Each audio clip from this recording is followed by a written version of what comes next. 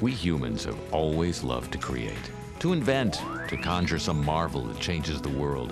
This is the stuff of genius, except that every now and then our ingenious inventions turn against us. And things go horribly, horribly wrong. And suddenly we find ourselves victimized by techno-monstrosities. It's the actual loudest vehicle on the planet. It's my brand new car. If anybody touches it, I want to know that it goes off. And we come to the awful realization that our world is full of inventions we love to hate.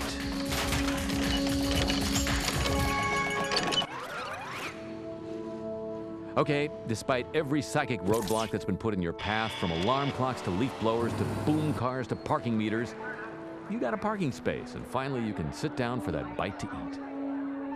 First, don't forget to wash your hands, but what do you discover? Oh no, a hot air hand dryer. Boy, do we hate those things. How did they ever become part of our bathroom landscape? Hand dryers were supposed to help save the environment. You'd cut down fewer trees to make fewer hand towels and fill fewer landfills. Sounds great. The only problem is hand dryers take way too long and they never get your hands quite dry, so you end up doing this a lot. Today, hand dryers are in less than 10% of public restrooms. And the main reason why you don't see hand dryers in public restrooms is people don't like to use them. Dennis Gagnon hates them as much as you do.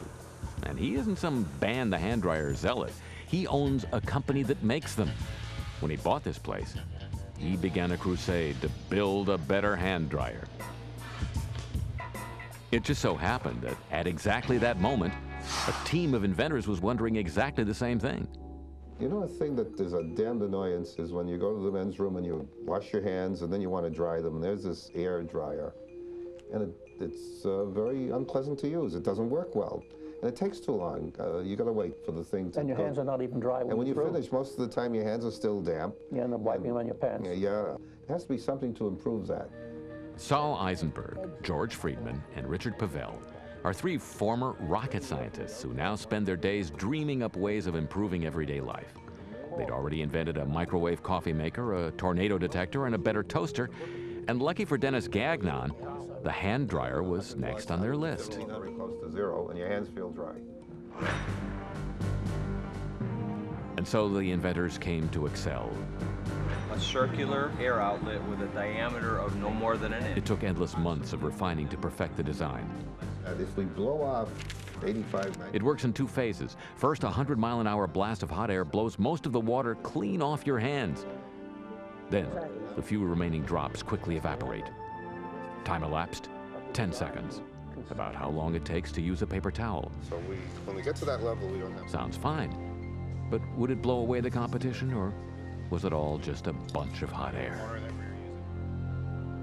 After 2 years of work, at last the prototype XLERATOR was ready for testing.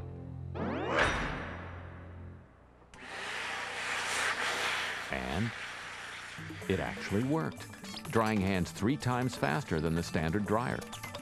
Now, maybe with this new improved hand dryer, we can save that grove of old-growth redwoods. Massachusetts restaurateur Steve Abdov was the first to order Dennis Gagnon's warp-speed washroom wonder. His patrons like it, but he's still got one nagging question. I'm not sure what people can do for their face. So, it looks like a hot air dryer is still no match for a paper towel. Or even your pants. Inventions we love to hate.